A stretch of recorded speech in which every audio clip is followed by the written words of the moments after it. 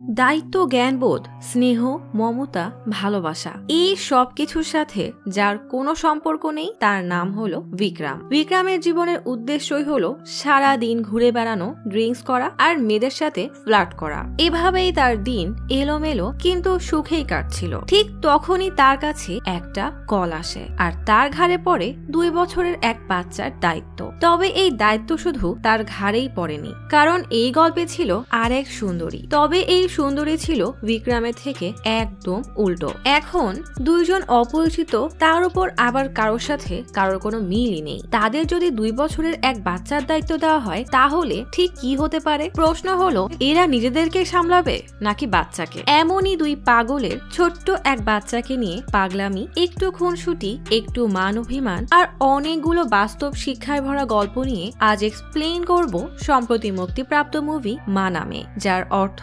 আমরা। পাহাড়ি ঘেরা নিরিবিলি এক বাসা। এই বাসা আজ বিয়ের সাজে সেজেছে, কারণ আজ এই বাসার একমাত্র ছেলে বিক্রমের জন্মদিন। মা কেকের মোমবাতি জ্বালিয়ে বাবাকে বলে বিক্রমকে কল করো। এদিকে লন্ডনের হিথ্রো এয়ারপোর্টে দাঁড়িয়ে অনুরাগ খুব চিন্তিত হয়ে বিক্রমকে কল দিচ্ছে। আর বিক্রম তখন স্মিতা নামের এক সুন্দরীকে পটানোতে ব্যস্ত। কয়েকদিন পরেই স্মিতার বিয়ে, তাই সে বিক্রমকে পাত্তাই দেয় না। তখনই বাবা আর মা তাকে জন্মদিনের উইশ করার জন্য কল দিলে সে সেই স্মিতার পিছু করতে কথা না বলেই ফোন রেখে দেয়। মা মন খারাপ করছে দেখে বাবা আশেপাশের সব বাচ্চাকে নিয়ে কেক কেটে আনন্দে মেতে ওঠে। এদিকে অনুরাগের কল রিসিভ করতেই অনুরাগ বলে, সরি রে, তোর সাথে দেখা করবো ভেবেছিলাম, কিন্তু আমাকে আর শান্তিকে আর্জেন্ট ইন্ডিয়া যেতে হবে। শান্তির বেস্ট ফ্রেন্ডের এঙ্গেজমেন্ট। অনুরাগ বিক্রমকে জন্মদিনের শুভেচ্ছা জানানোর আগেই সে রেগে কল কেটে দেয়। তার মানে বুঝতেই পারছেন বিক্রমের চরিত্রে যেমন সমস্যা, তেমনই তার আপনজনদের সাথে ব্যবহারেও সমস্যা। মানে সে এতটাই স্বার্থপর আর আত্মকেন্দ্রিক যে নিজেকে ছাড়া সে আর কাউকে নিয়ে ভাবতে পারে না। সারা রাত পার্টি করে সকালে এক কলে বিক্রমের ঘুম ভাঙে স্মিতার পাশে। অনুরাগ কল করেছে দেখে বিক্রম কল রিসিভ করতেই একজন অপরিচিত লোক বলে, আমি হায়দ্রাবাদ থেকে এসআই শ্রীনিবাস বলছি। এই ফোনটা যার, সে আর তার পরিবারের ভয়ানক এক অ্যাক্সিডেন্ট হয়েছে। তাদের অবস্থা খুবই খারাপ, আপনি দয়া করে এখানে চলে আসেন। প্রাণপ্রিয় বন্ধুর অ্যাক্সিডেন্টের খবর শুনে বিক্রম আর এক মুহূর্ত দেরি না করে বের হয়ে যায়। স্মিতা বলে, আরে ওখানে আমার বাবা মা আছে, দাঁড়াও। কিন্তু বিক্রমের এখন এসব শোনার কোনো সময়ই নেই। সে সোজা এসে ফ্লাইটে বসে। এদিকে হায়দ্রাবাদে অনুরাগ আর শান্তিকে অ্যাম্বুলেন্সে তোলা হয়। প্লেনে বসতেই বিক্রমের চোখের সামনে ভাসতে থাকে তার আর অনুরাগের একসাথে কাটানো সেই সব পুরনো দিনের কথা। অনুরাগের পরিবারে কেউ না থাকায় তার হোস্টেলে তার জন্য খাবার পাঠানোর কেউই ছিল না। তাই সে মন খারাপ করে দাঁড়িয়ে থাকলে তখনই দেখে তার বন্ধু বিক্রম তার জন্য এক কেস ড্রিঙ্কস নিয়ে এসেছে। কেন রে ভাই, কিছু খাবার আনলে কি এমন ক্ষতি হতো? যাই হোক, এসে অনুরাগের সাথে কথা বলবে কি, সে ফোনে এক মেয়েকে পটানোতে ব্যস্ত হয়ে যায়। অনুরাগ রুমে এসে আলো জ্বালালেই দেখা যায় অনুরাগ বিক্রমের জন্য ড্রিঙ্কস এর বোতল দিয়ে সুন্দর এক ডিজাইন করেছে। বিক্রম অবাক হয়ে তাকিয়ে দেখে অনুরাগ ডিজাইন করে বিক্রমের ভি আর অনুরাগের এ দিয়ে লোগো বানিয়েছে। একসাথে ম্যাচ দেখা থেকে শুরু করে কলেজ পাশ করা সব 2 বন্ধু একসাথেই করেছে। বিক্রম আমেরিকাতে স্কলারশিপ পায় আর অনুরাগ পায় লন্ডনে। কিন্তু বন্ধুর জন্য সে আমেরিকা রেখে লন্ডন চলে আসে। আসলে কি হবে, এসেই বিজি হয়ে যায় লন্ডনের মেয়ে পটানোতে। এদিকে অনুরাগের সাথে দেখা হয় শান্তির। শান্তি জানায় তার পরিবার ইন্ডিয়া থাকে, তবে তারা বেশ কনজারভেটিভ। শান্তি অনুরাগের পরিবারের বিষয়ে জিজ্ঞেস করলে অনুরাগ পেছনে বিক্রমকে দেখিয়ে বলে, ও আমার বন্ধু, আমার ভাই, ওই আমার পরিবার। এসব ভাবতে ভাবতেই বিক্রম পৌঁছে যায় ইন্ডিয়া। ইন্ডিয়া এসেই সোজাসুজি হাসপাতালে চলে আসে। বিক্রম দৌড়ে হাসপাতালে আসলে বাবার মলিন মুখ দেখে দৌড়ে অনুরাগকে দেখতে আসে। বিক্রম আসতে বড্ড দেরি করে ফেলেছে। অনুরাগ আর শান্তি দুজনেই চলে গেছে না ফেরার দেশে। বিক্রম অসহায়ের মতো তাকিয়ে ভাবতে থাকে শান্তি আর অনুরাগের বিয়ের দিনের কথা। সেদিনই তারা হাসি খুশি ভাবে তাদের বিয়ে উদযাপন করলো, আর এখন দুইজন এভাবে পড়ে আছে। অনুরাগ বলে, শান্তির বাবা মা এই বিয়েতে নারাজ। আমার মনে হয় না তারা কোনোদিন আমাকে মেনে নিবে। কি করব বুঝতে পারছি না। বিক্রম রেগে বলে, সিঙ্গেলই তো ভালো ছিলি, তোকে 1000 বার মানা করা সত্ত্বেও বিয়ে করলি, আর এখন এসব বলছিস? বলিস? তোর সমস্যা তুই বুঝে নে। বলেই চলে যেতে গেলে অনুরাগ বিক্রমের হাত ধরে বলে, আমার কিছু হয়ে গেলে তুই আমার সাপোর্টে থাকবি তো? বিক্রম রেগে বলে, আমি তো থাকবো, আগে তুই ততদিন জীবিত থাক। বলেই রেগে বের হয়ে যায়। তার এই কথাটা যে এভাবে সত্যি হয়ে যাবে তা বিক্রম দুঃস্বপ্নেও ভাবেনি। সে হতবম্ব হয়ে দাঁড়িয়ে থাকে আর সাহস হয় না যে কাপড়টা তুলে অনুরাগকে শেষ একবার দেখবে। তখনই বাবা এসে বিক্রমকে ইশারায় কিছু দেখালে বিক্রম দেখে অনুরাগ আর শান্তির ছেলে খুশি বসে কান্না করছে। বিক্রম খুশির কাছে এসে তার দিকে তাকাতেই বিক্রমের চোখ ছলছল করে ওঠে। বিক্রম আর সহ্য করতে না পেরে বের হয়ে যেতে গেলে খুশি তার হাত ধরে। বিক্রম হতবাক হয়ে খুশির দিকে তাকিয়ে থাকে। এটুকু বাচ্চার মায়া ভরা চোখ সে আর সহ্য করতে পারছে না, তাই কান্না করতে করতে বের হয়ে বাইরে এসে ড্রিঙ্কস করতে থাকে। তখনই বিয়ের সাজে এক মেয়ে দৌড়ে সেখানে আসতে গেলে বিক্রমের সাথে জোরে ধাক্কা খায়। বিক্রম অবাক হয়ে তাকালে দেখে মেয়েটা কান্না করতে করতে অনুরাগ আর শান্তির লাশ যে রুমে রাখা সেখানেই যাচ্ছে। আসলে এই মেয়েটা শান্তির বেস্ট ফ্রেন্ড সুভদ্রা। সুভদ্রা কান্না করতে করতে হঠাৎ খুশিকে দেখলে দৌড়ে তার কাছে আসে। খুশি কষ্ট পাবে তাই দ্রুত চোখ মুছে নেয়। খুশিও কি বুঝতে পারে জানি না, সেও তার ছোট দুটো হাত দিয়ে চোখ মুছে নেয়। খুশিকে কোলে নিয়ে সুভদ্রা বাইরে আসতেই বিক্রম তাকে অবাক হয়ে দেখে। পরের দিন সকালে বিক্রমের বাবা আর সুভদ্রা হায়দ্রাবাদের ব্রিটিশ কাউন্সিলে আসে। কাউন্সিলর মহেন্দ্র বলে, সিচুয়েশনটা আসলেই অনেক জটিল। এখন প্রশ্ন হলো অনুরাগ আর শান্তির ছেলে খুশির দায়িত্ব কে নিবে? সুভদ্রা বেশ বিরক্তি নিয়ে বাইরে বসে থাকা বিক্রম আর খুশির দিকে তাকায়। বিক্রম যে সবসময় দায়িত্ব থেকে পালিয়ে বেড়ায়, তার ঘাড়ে এত বড় এক দায়িত্ব পড়তে পারে দেখে সে বিরক্ত হয়ে বসে আছে। মহেন্দ্র বলে, খুশি ইউকে সিটিজেন, ইউকে নিয়ম বলছে বাচ্চাটা এখন তার দাদা দাদি বা নানা নানির কাছে থাকতে পারে। বিক্রমের বাবা ইতস্তত করে, কারণ অনুরাগের তো কেউ নেই। বাবা বলে, শান্তির বাবা মায়ের সাথে যোগাযোগ করার চেষ্টা করেছি, কিন্তু তারা কোনো রেসপন্স করেনি। সুভদ্রার মনে পড়ে সেদিনের কথা, যখন শান্তি প্রেগনেন্ট ছিল আর সুভদ্রা তাকে হাসপাতালে নিয়ে এসেছিল। শান্তিকে অনেক চিন্তায় দেখে সুভদ্রা জিজ্ঞেস করে, কি হয়েছে, এত চিন্তা করছিস কেন? শান্তি বলে, আমি প্রেগনেন্ট জানা সত্ত্বেও বাবা মা আমার সাথে কথা বলেনি। মনে হয় না আমার বাচ্চা জন্ম নিলে তারা তাদের রাগ ভুলে আমাকে দেখতে আসবে। এই বাচ্চাটার আমি আর অনুরাগ ছাড়া কেউ নেই। সুভদ্রা তখন শান্তির হাতে হাত রেখে বলে, বাবুর জন্য তো আমি আছি, তাই না? পুরনো সে কথা মনে পড়তেই সুভদ্রা বলে, খুশিকে আমি অ্যাডপ্ট করব। মহেন্দ্র বলে, তুমিও যেহেতু লন্ডনে থাকো তাহলে তোমাকে খুশির দায়িত্ব দেওয়াই যায়, কিন্তু তুমি নিশ্চয়ই বিবাহিত। তখনই খুশি ট্রলি থেকে নেমে দৌড় দিলে বিক্রম রেগে তাকে টেনে ট্রলিতে বসায়। বিক্রমের এমন ব্যবহারে সুভদ্রা তাড়াহুড়া বলে, আমার এঙ্গেজমেন্ট হয়েছে, 4 মাস পরেই বিয়ে হবে। আমি আমার পরিবার আর বাগদত্তাকে কোনোভাবে রাজি করিয়ে নিব। মহেন্দ্র বলে, এভাবে আবেগের বশে তুমি কোনো বাচ্চার দায়িত্ব নিতে পারো না। সুভদ্রা আর কিছু না শুনে দৌড়ে খুশির কাছে যায়। সুভদ্রা চলে গেলে মহেন্দ্র বাবাকে বলে, এটা আসলে কোনো বাস্তব সমাধান না, তাই যতদিন ফয়সালা না হচ্ছে ততদিন খুশিকে ইউকে সরকারের দেখাশোনায় এক অনাথ আশ্রমে রাখতে হবে। বাবা বলে, দেখেন এভাবে বলবেন না, খুশির জন্য আমরা তো এখানে আছি। মহেন্দ্র বাইরে তাকিয়ে সুভদ্রা আর বিক্রমকে খুশির সাথে দেখে জিজ্ঞেস করে, আপনার ছেলেও তো লন্ডনে মাস্টার্স করছে, তাই না? আমি তাহলে 3 থেকে 4 মাসের জন্য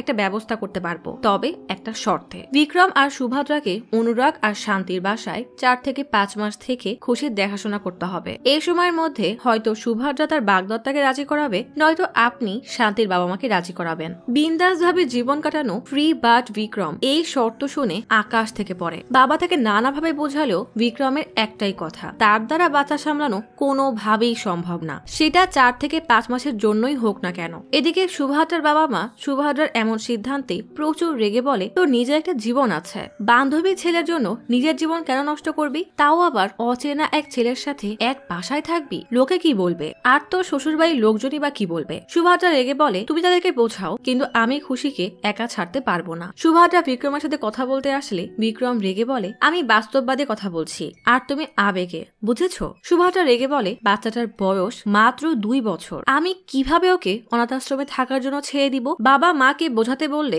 বিক্রম মায়ের সাথে কথাই বলে না। সুভদ্রা তার বাবাকে কথা দেয় সে যেভাবেই হোক কার্তিক মানে তার বাগদত্তাকে খুশিকে অ্যাডপ্ট করার জন্য রাজি করাবে। এদিকে বিক্রম রেগে তার বাবাকে বলে, তোমার কি দেখে মনে হয় যে আমি ওইটুকু বাচ্চাকে সামলাতে পারবো? বাবা বলে, একবার ভেবে দেখো, তুমি কি অনুরাগের সন্তানকে অনুরাগের বাবা যেমন অনুরাগকে ছেড়ে দিয়েছিল ওভাবেই ছেড়ে দিবে? বিক্রম আর কিছুই বলতে পারে না। মহেন্দ্র বলে, পেপারে সাইন করার আগে আরেকবার ভেবে নাও, কারণ একবার খুশির দায়িত্ব নিলে এই 6 মাস খুশির বাবা মা হয়ে থাকা লাগবে। বাচ্চাকে সামলানো কোনো ইউটিউবের টিউটোরিয়াল দেখে করা যায় না, আর কোনো সমস্যা হলে ইউকে সরকারের লোক এসে খুশির কাস্টাডি নিয়ে নেবে। সুভদ্রা নিশ্চিন্তে সাইন করে খুশির কাছে যায়। বেচারা বিক্রম এমন ভাবে বসে আছে যেন তার জীবনের সব সুখ শান্তি কেউ কেড়ে নিয়েছে। বেচারা হতাশ হয়ে বলে, বাবা তুমি এত ভালো বাবা, তারপরও তোমাকে আমাকে বড় করতে অনেক কষ্ট করতে হয়েছে, তাহলে আমার মতো অগোছালো এক মানুষ কিভাবে এই বাচ্চাকে সামলাবে? বাবা সান্ত্বনা দিয়ে বলে, চিন্তা করিস না, সব বাচ্চা তো তোর মতো আর বান্দর হয় না, কি আর করার। বুকে পাথর রেখে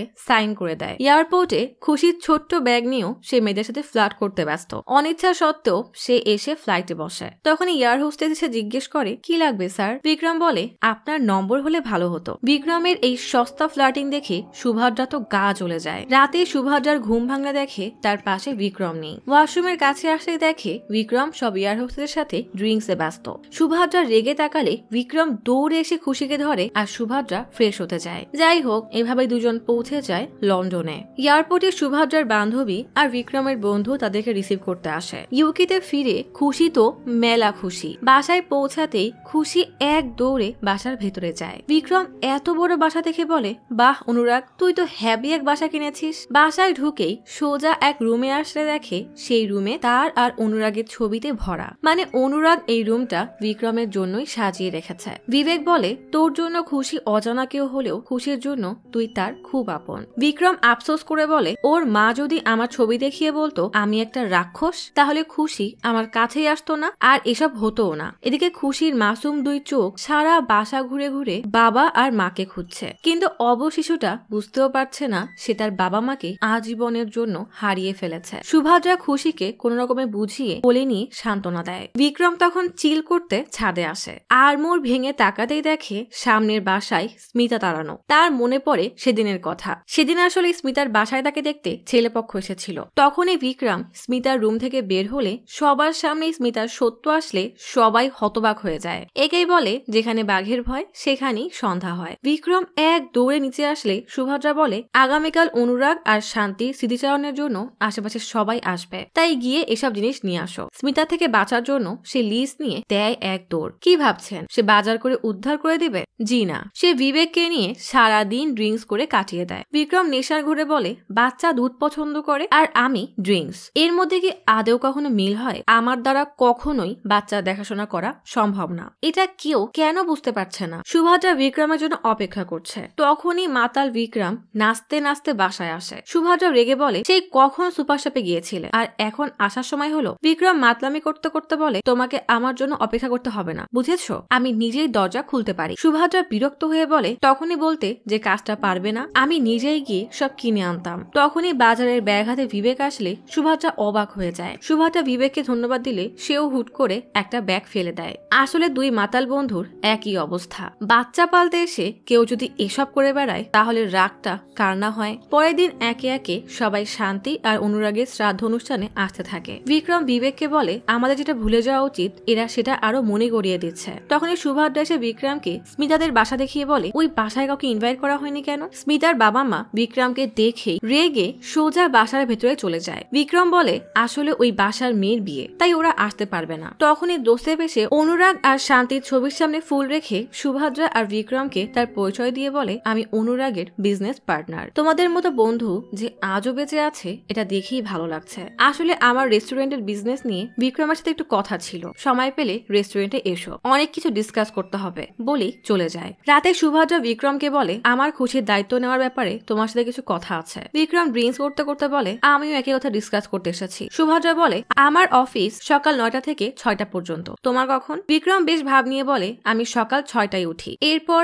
1 লিটার খাই। পাশ থেকে বিবেক বন্ধুকে বাঁচাতে বলে, মানে পানির কথা বলছে, কিন্তু আসলে তো সে ড্রিঙ্কস করে। এরপর 9টায় খবরের কাগজ নিয়ে বসি, কিন্তু আসলে সে যেই মেয়ের বাসায় রাতে ছিল তার বাসা থেকে বের হয়। এরপর সারা দিন তার মিটিং চলতে থাকে। আসলে সে পুরো দিন মেয়েদের সাথে ড্রিঙ্কস করে, নয়তো ক্লাবে থাকে। সুভদ্রা বিরক্ত হয়ে উঠে বলে, দিনের বেলায় তুমি খুশির খেয়াল রাখবে, আমি বিকাল থেকে খেয়াল রাখবো। বিক্রম রাগে গজগজ করতে করতে রুমে এসে বলে, এত প্ল্যান করে কি বাচ্চা বড় করা যায় নাকি? বলেই বিছানায় শুতেই উঠে দেখে সকাল হয়ে গেছে। বিবেক এসে চাদর ধরে টান দিয়ে বলে, সকাল হয়ে গেছে। বিক্রম অবাক হয়ে যায়, মানে ঘাড়ে দায়িত্ব থাকলে সময় এভাবেই যায়। বিক্রম এসে দেখে খুশি খেলছে আর সুভদ্রা সকালের নাস্তা বানাচ্ছে। বিক্রম হাই তুলতে তুলতে আসে। বাসার সবার কাজ থাকলেও বিক্রমের কোনো কাজই নেই, কারণ সে হলো বাউন্ডেলে। যাওয়ার আগে সুভদ্রা বলে, আমি খুশির খাবার বানিয়ে রেখেছি, ওকে খাবার খাইয়ে দিও। বলে যেতে গেলে বিক্রম বলে, তুমি বাচ্চাটা বাচ্চাকে নিয়ে অনেক বেশি চিন্তা করছো। সুভদ্রা বলে, আমি আসলে তোমাকে নিয়ে চিন্তায় আছি, কারণ তোমার দায়িত্ব জ্ঞানটা অনেক কম।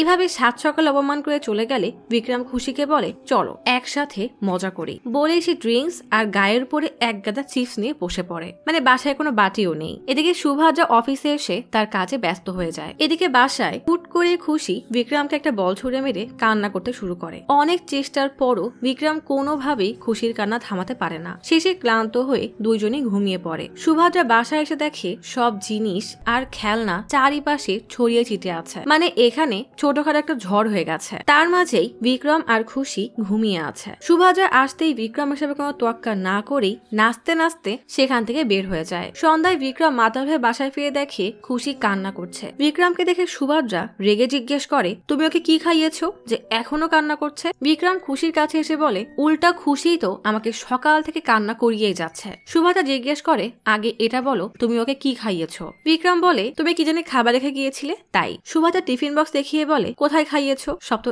একই রকমের আছে। বিক্রম বলে, তোমার এসব ঘাস পাতা ও খেতে চায়নি, তাই চিপস আর বিস্কুট খাইয়েছি। সুভদ্রা রেগে বলে, তুমি কি পাগল হয়ে গেছো? এইটুকু বাচ্চাকে এইসব খাইয়েছো? বিক্রম বলে, এত রাগারাগি না করে গুগল করে দেখলেই সমস্যার সমাধান হয়ে যাবে। বিক্রমের এসব গা ছাড়া কথা শুনে সুভদ্রা আরো রেগে যায়। উপায় না পেয়ে সুভদ্রা আর বিক্রম খুশিকে নিয়ে ডক্টরের কাছে আসে। ডক্টর খুশি চেক আপ করতে করতে জিজ্ঞেস করে, কি হয়েছে? সুভদ্রা রেগে বলে, এই লোকটা খুশিকে চিপস আর বিস্কিট খাইয়েছে। ডক্টর খুশিকে জিজ্ঞেস করে, তোমার কি হয়েছে? পেট ব্যথা করছে? খুশি মাথা নাড়িয়ে হ্যাঁ বললে সুভদ্রা বলে, আমি ওর জন্য যা বানিয়েছিলাম সেটা খাওয়ালে এসব হতোই না। ডক্টর জিজ্ঞেস করে, তা আপনি কি এমন বানিয়েছিলেন শুনি? খুশি বলে, কেন, সিদ্ধ সবজি। ডক্টর বিরক্ত হয়ে বলে, একটু মশলাও দিতেন তাহলে তো বিরিয়ানি হয়ে যেত। বিক্রম হাসতে হাসতে বলে, ওইটুকু বাচ্চা কি আর বিরিয়ানি খেতে পারবে? ডক্টর বিরক্ত হয়ে বলে, ও এখন শুধু লিকুইড খাবার খেতে পারবে। আপনারা ওকে কবে পেয়েছেন? সুভদ্রা বলে, এই 3 দিন হলো। ডক্টর জিজ্ঞেস করে,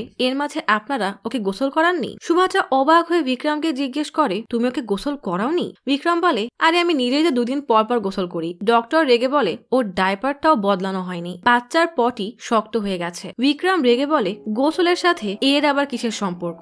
ডক্টর এসব আনাড়িদের কাজ দেখে হতাশ হয়ে বলে, আমি কিছু ওষুধ লিখে দিচ্ছি, কাল সকাল আর দুপুরে খাওয়াবে, এরপর বিকালে আবার আমার কাছে নিয়ে আসবে। বিক্রম জিজ্ঞেস করে, আপনি কি তখন ডাইপার চেঞ্জ করে দিবেন? ডক্টর রেগে বলে, আমি শুধু চেক আপ করবো, ডাইপারটা তোমাকেই বদলাতে হবে। বিক্রম আর সুভদ্রা ঝগড়া করতে করতে ভুলে খুশিকে রেখেই চলে যায়। ডক্টর রেগে বলে, আরে বাচ্চাকে তো নিয়ে যাবেন। সুভদ্রা দৌড়ে এসে খুশিকে নিয়ে গেলে ডক্টর হতাশ হয়ে ভাবে, না জানি এই বাচ্চার কপালে কি আছে। পরের দিন সকালে বিক্রম খুশিকে নিয়ে বসে বলে, আজ তুমি কিছুই খেতে পারবে না, কারণ ডক্টর বলেছে নো ফুড। বলেই তার পছন্দের খাবার খেতে বসেছে। ঠিক তখনই কেমন যেন একটা দুর্গন্ধ পায়। বিক্রম বুঝতে পারে গন্ধটা খুশির কাছ থেকেই আসছে। সে আর দেরি না করে রকেটের মতো সোজা খুশিকে নিয়ে ওয়াশরুমে যায়। অনেক কষ্টে ডাইপার চেঞ্জ করে দেয়। এই যে পটি শুরু হলো। এরপর বিক্রম যখনই কোনো খাবার খেতে যাবে তখনই খুশি এসে তাকে ডাইপার চেঞ্জ করতে বলে। সারাদিন এসব করতে করতে বেচারা ক্লান্ত হয়ে পড়ে। সুভদ্রা অফিসে বিক্রম কল করে জিজ্ঞেস করে, তুমি কখন বাসায় আসবে? সুভদ্রা জানায়, আজ আমার অফিস থেকে আসতে দেরি হবে, 7টার সময় খুশিকে ডক্টরের কাছে নিয়ে যাও। বলেই কল কেটে দেয়। উপায় না পেয়ে বিক্রম খুশিকে নিয়ে ডক্টরের কাছে যাওয়ার জন্য ট্যাক্সি নিয়ে বেরিয়ে পড়ে। ঠিক তখনই বিক্রমের বাবা কল করে। কল রিসিভ করতেই বিক্রম বিরক্ত হয়ে বলে, যে আমি নিজেই 2 দিন পর পর গোসল করতেই হাঁপিয়ে যাই। আমি আজকে এই বাচ্চাকে 20 বার গোসল করিয়েছি। আমি আর এসব দিতে পারছি না, আমাকে এখান থেকে বের করো। বাবা বলে, আমি শান্তির বাবা আর মায়ের সাথে দেখা করেছিলাম। শান্তির বাবা এখনো রেগে আছে, তবে শান্তির মা খুশিকে নিয়ে অনেক চিন্তায় আছে। আমি তার নম্বর তোমাকে দিচ্ছি, তুমি কথা বলে নাও। বিক্রম খুশিতে বাবা লাভ ইউ বলে এখনই আমাকে নম্বর পাঠাও। বলেই ফোন রেখে দেয়। হাসপাতালে পৌঁছাতেই বিক্রম আগেই শান্তির মাকে কল দেয়। শান্তির মা বিক্রমের ফোন পেয়ে রুমের বাইরে আসে, কারণ না হলে শান্তির বাবা ঘুম থেকে উঠে যাবে। শান্তির মা জিজ্ঞেস করে, আমার নাতি কেমন আছে? বিক্রম নাটক করে বলে, কি বলবো বলুন আন্টি, বাবা মায়ের ভালোবাসা ছাড়া একটা বাচ্চাকে ভালো থাকে? আমরা যদিও ওর ভালো মতো খেয়াল রাখছি, কিন্তু তারপরও আমি আপনাকে এই জন্য বলছি কারণ আপনি একজন মায়ের কষ্ট বুঝবেন। এই যে দেখুন, আমি ওকে হাসপাতালে নিয়ে এসেছি। ও এত অসুস্থ যে ওকে বড় বড় ইঞ্জেকশন দিতে হচ্ছে, স্যালাইন দিতে হচ্ছে। এদিকে ডক্টর খুশিকে কোলে নিয়ে বিক্রমের পেছনেই দাঁড়িয়ে আছে। বিক্রমের এসব নাটক দেখে সে হতবাক হয়ে তাকিয়ে আছে। বিক্রম বলে, আমি যাই, খুশি কান্না করছে। বলেই পেছনে ঘুরতেই ডক্টর আর খুশিকে দেখে নিজেই বোকা সেজে চায়। ডক্টর বিরক্ত হয়ে বলে, তোমার এই নাটকের জন্য তোমাকে আমার অস্কার দিতে মন চাচ্ছে। বলেই সে খুশিকে বিক্রমের কোলে দিলে বিক্রম বেরিয়ে যেতেই যাবে, ঠিক তখনই ডক্টর পদার্থকে জিজ্ঞেস করে ওর কি হয়েছে। সেটা তো অন্তত জিজ্ঞেস করবে। আসলে ওর জ্বর হয়েছে, তাই এখন ভালো করে খেয়াল রাখবে। বিক্রম খুশিকে ট্যাক্সিতে বসিয়ে নিজেও বসতেই যাবে, ঠিক তখনই এক সুন্দরী মেয়েকে দেখে সে তার সাথে কথা বলায় ব্যস্ত হয়ে যায়। তখনই সুভদ্রা এসে বিক্রমকে এসব করতে দেখে রেগে জিজ্ঞেস করে, খুশি কোথায়? বিক্রম বলে, চিন্তা করো না, আমি ওকে ট্যাক্সিতে বসিয়ে রেখেছি। বলেই ট্যাক্সির দিকে তাকাতেই দেখে ট্যাক্সিটা চলতে শুরু করেছে। সুভদ্রা হতবাক হয়ে দ্রুত ট্যাক্সি পিছু করতে চায়, কিন্তু পারে না। অবশেষে বিক্রম আর সুভদ্রা পাশে একটা গাড়ি দেখলে দ্রুত সে গাড়িতে উঠে পড়ে। এরপর ট্যাক্সিকে ফলো করতে থাকে। এদিকে ট্যাক্সিতে যে ছেলেটা বসে আছে সে তার বসকে মানে জোসেফকে কল করে বলে, আমরা বাচ্চাটা পেয়ে গেছি। জোসেফ বেশ খুশি হয়ে বলে, এবার ছেলেটাকে মেরে ফেলো। এদিকে খুশি অনবরত কান্না করেই যাচ্ছে। বিক্রম আর সুভদ্রা খুশির ট্যাক্সি ফলো করতে করতে একটা টানেলের কাছে চলে আসে। সেখানে বেশ কয়েকজন গুন্ডা মিলে খুশিকে আটকে রেখেছে। বিক্রম রেগে সবাইকে ইচ্ছা মতো মারতে থাকে। এই সুযোগে একজন খুশির গলায় চাকু ধরলে বিক্রম কোনো মতে তাকে সেখান থেকে বাঁচিয়ে নেয়। সুভদ্রা কোনো কথা না বলে খুশিকে নিয়ে সেখান থেকে চলে আসে। জোসেফ এই খবর শুনে রেগে বলে, অপদার্থের দল, যেভাবেই হোক এটাকে সমাধান করো। বাসায় এসে সুভদ্রা খুশির কপালে হাত দিয়ে দেখে তার ভীষণ জ্বর। সুভদ্রা বলে, আমার আসলে তোমাকে ভরসা করাই উচিত হয়নি। আসলে আমি না, বরং শান্তি তোমার উপর ভরসা করেছিল, কারণ সে বলেছিল খুশির দরকারে সবার আগে তুমিই নাকি এগিয়ে আসবে। ওদের কাছে তোমার বন্ধুত্বের অনেক দাম আছে, কিন্তু তোমার কাছে হয়তো সেটা নেই। এমন কথায় বিক্রমের বেশ কষ্ট হয়। সে খুশির সামনে বসে সরি বলতেই খুশি তাকে একটা থাপ্পড় মারে। খুশির উপর রাগ করবে কি, উল্টা বিক্রম খুশিকে আদর করতে থাকে। পরের দিন থেকেই বিক্রম খুশির সাথে বেশ ভালোভাবেই সময় কাটাতে থাকে, কারণ এখন সে খুশিকে বোঝা মনে করে না, বরং ভালোবাসার নজরে দেখছে। দুজনের এমন বর্নিং দেখে সুভদ্রা নিজেই অবাক হয়ে যায়। খুশির সাথে এই দুজনের বেশ ভালোই সময় কাটতে থাকে। একদিন খুশিকে নিয়ে খেলতে খেলতে সুভদ্রা বলে, জানো আমি সেই কবে থেকে কার্তিকে মারানোর চেষ্টা করছি। বিক্রম বিরক্ত হয়ে বলে, এমন কাকে খুঁজে নাও। সুভদ্রা বিরক্ত হয়ে বলে, আমাদের চরিত্র কেমন সেটা নির্ভর করে আমরা কথা দিয়ে সেটা রাখতে পারি কিনা। বিক্রম বলে, তুমি আমার একটা কথা রাখবে, আর কখনো এই কথা দেওয়ার কথাটা ভুলেও তুলবে না। সুভদ্রা রেগে খুশিকে কোলে নিয়ে সেখান থেকে চলে যায়। একদিন সুভদ্রার একটা ক্লায়েন্টের সাথে মিটিং ছিল। সেই ক্লায়েন্টকে নিয়ে কিছু ডিজাইন দেখালে সে বলে, আমার মনে হয় এই প্রজেক্টের জন্য তোমার আরো অভিজ্ঞতা দরকার। বলেই সে চলে যায়। সুভদ্রার মন খারাপ হয়ে যায়। বিক্রম ময়ের উপরে উঠে সিলিং এ লাইট লাগাচ্ছে। খুশি নিচে দাঁড়িয়ে দাঁড়িয়ে সেটা তদারকি করছে। বিক্রম রেগে বলে, একদম আমার বস হওয়ার চেষ্টা করো না। খুশি রেগে তার মই ধরে ঝাঁকি দিতে থাকে। বিক্রম চিৎকার করতে থাকলে সুভদ্রা দৌড়ে সেখানে আসে। এদিকে সুভদ্রাকে এভাবে দেখে বিক্রম এত বড় শক খায় যে মই থেকে সোজা নিচে পড়ে যায়। তারপরও হতবাক হয়ে সুভদ্রাকেই দেখতে থাকে। হাতে ব্যান্ডেজ লাগিয়ে বিক্রম তার মায়ের সাথে ভিডিও কলে কথা বলছে। বিক্রমের মা জিজ্ঞেস করে, তুই পড়ে গেলে কিভাবে? বিক্রম বলে, আসলে আমি খুশিকে দেখছিলাম, এরপর এমন কিছু দেখেছি যে পড়েই গেলাম। এই কথা শুনে সুভদ্রা রেগে বিক্রমকে বল মারে। বিক্রমের মা বলে, তোকে আর কোনো কাজ করতে হবে না, আমি অভিকে পাঠিয়ে দিব। সুভদ্রা অবাক হয়ে বলে, এই অভিটা আবার কে? 2 দিন পরেই সুভদ্রা অভিকে রিসিভ করতে এয়ারপোর্টে আসে। অভিকে দেখে হাত নিয়ে ডাক দিতেই অভি বলে, আমি অভি, ইনস্টাগ্রামের ইনফ্লুয়েন্সার, মানে এ আর এক পাগল। বলেই ট্যাক্সিতে ওঠার পর থেকেই সোশ্যাল মিডিয়াতে লাইভ করতে থাকে। বাসায় এসে সে ইন্ডিয়া থেকে আনা সব জিনিসপত্র সুভদ্রাকে দেয়। বিক্রম আর চোখে তাকিয়ে বলে, মা এগুলো আমার জন্য পাঠিয়েছে। অভি বলে, আসলে দুনিয়া অনেক স্বার্থপর, আপনি বাচ্চার খেয়াল রাখুন, আমি আপনার খেয়াল রাখব, আর আমার ভিউয়ার্সরা আমার খেয়াল রাখবে। বলেই সে আবার লাইভ শুরু করে দেয়। মানে পুরনো পাগলে ভাত পায় না, নতুন পাগলের আমদানি। কিছুক্ষণ পর তারা বাসার বাইরের দিকটা পরিষ্কার করতে থাকে। খুশি একটা ডায়েরি নিয়ে বিক্রমের হাতে দেয়। তখনই অভি সব চিঠি নিয়ে স্টোর রুমে রাখতে গিয়ে সব ফেলে দিলে সুভদ্রা সেখানে একটা কোর্টের নোটিশ পায়। নোটিশ পড়ে দেখে অনুরাগ রেস্টুরেন্টের জন্য এই বাসা বন্ধক রেখে লোন নিয়েছে। সেটা শোধ করতে না পারলে এই বাসা ব্যাংক নিলামে তুলবে। এটা শুনে বিক্রম হাতের ব্যান্ডেজ খুলে বলে, মনে হচ্ছে আমাদের এখন রেস্টুরেন্টে যাওয়ার সময় হয়ে গেছে। সুভদ্রা, বিক্রম, খুশি আর অভিকে নিয়ে রেস্টুরেন্টে আসে। জোসেফের লোক তাদেরকে দেখেই কেমন রাগি চোখে তাকায়। জোসেফ বলে, অবশেষে এখানে আসার কথা মনে হলো, আমি তো ভেবেছিলাম ভুলেই গেছো। সুভদ্রা বলে, ভুলে গিয়েছিলাম, কিন্তু কোর্টের এই নোটিশ আমাদের মনে করিয়ে দিল। জোসেফ বলে, আমি অনুরাগকে লোন নিতে মানা করেছিলাম, কিন্তু সে আমার কোনো কথাই শোনেনি, লোনটাও পরিশোধ করতে পারিনি, আর এই রেস্টুরেন্টও 6 মাস ধরে বন্ধ পড়ে আছে। এমনকি লোনের জন্য জন্য নিজের বাসাও বন্ধ রেখে দিয়েছিল। এদিকে বিক্রম পুরো রেস্টুরেন্ট ঘুরে ঘুরে দেখছে। জোসেফ বলে এখন এই বাচ্চার জন্য ওই বাসাটাই সব। যদি অনুরাগের শেয়ারটা আমার নামে লিখে দেওয়া হয় তাহলে আমি এই লোনের দিকটা সামনে নিব, আর ওই বাসারও কিছুই হবে না। সুভদ্রা বলে আমরা এটা নিয়ে ভেবে দেখবো। এদিকে হঠাৎ বিক্রম খেয়াল করে রেস্টুরেন্টের এক সাইডে VA সাইন বানানো, যেটা অনুরাগ নিজের আর বিক্রমের নামের সাথে মিল রেখে বানিয়েছিল, যেমনটা সে হোস্টেলে বানিয়েছিল। ট্রামে করে বাসায় ফেরার সময় সুভদ্রা বলে আমার ওই জোসেফ নামের লোকটাকে একটুও সুবিধার মনে হয়নি। জোসেফ ওই রেস্টুরেন্টটা চায়, তাই আমাদেরকে লোনের ব্যাপারে ভয় দেখাচ্ছে। এমন যদি হয় যে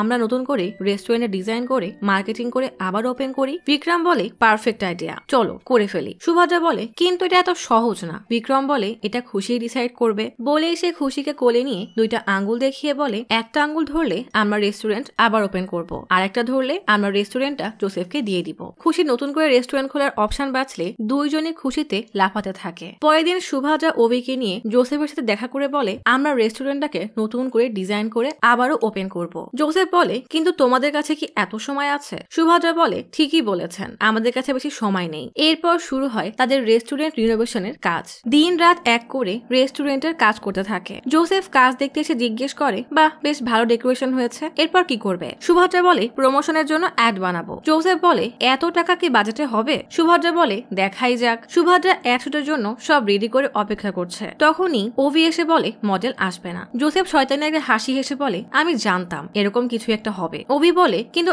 আমার কাছে একজন ভালো অভিনেতা আছে। বলেই সে বিক্রমের কাছে এসে সব শিখিয়ে দেয়। এরপর তাদের শুটের কাজ শুরু হয়। কিন্তু বিক্রমকে যখন মেয়েটাকে হাক করতে বলা হয় তখন সে হাক না করে উল্টা বলদের মতো তাকিয়ে থাকে। সুভদ্রা বিরক্ত হয়ে বলে সবসময় মেয়েদেরকে তো লাফিয়ে বেড়াও, এখন কি হয়েছে? বিক্রম বিরক্ত হয়ে বলে সেজন্য তো সেরকম একটা পরিস্থিতি চাই। সুভদ্রা বিরক্ত হয়ে উল্টা বিক্রমকে বুড়ো লোকের কস্টিউম পরিয়ে শুট শেষ করে। জোসেফ এবারও তাদের কোনো কাজেই ব্যাঘাত ঘটাতে পারে না, তাই কোনায় দাঁড়িয়ে রাগে ফুঁসতে থাকে। জোসেফের লোক ইচ্ছা করেই গ্যাসের চুলা অন করে দেয়। জোসেফ দেখে সবাই যে যার কাজে ব্যস্ত। এই সুযোগে সে খুশির সাথে বল খেলার বাহানায় খুশিকে রান্নাঘরে পাঠিয়ে দেয়। জোসেফ বাইরে অপেক্ষা করতে থাকে যে কখন খুশির চিৎকার শুনবে। ঠিক তখনই খুশিকে কোলে নিয়ে বিক্রম বাইরে আসে। ভিতর থেকে গ্যাসের ধোঁয়া বের হচ্ছে। এদিকে শেফ এসে বলে আমি আগেই বলেছিলাম গ্যাস শেষ হয়ে যাবে। মানে জোসেফের লোক গ্যাস অন করেছিল ঠিকই, কিন্তু গ্যাস না থাকায় খুশির কোনো ক্ষতিই হয়নি। আজ রেস্টুরেন্ট ওপেনিং ডে। সুভদ্রা বেশ সুন্দর করে সেজেছে। সুভদ্রাকে দেখে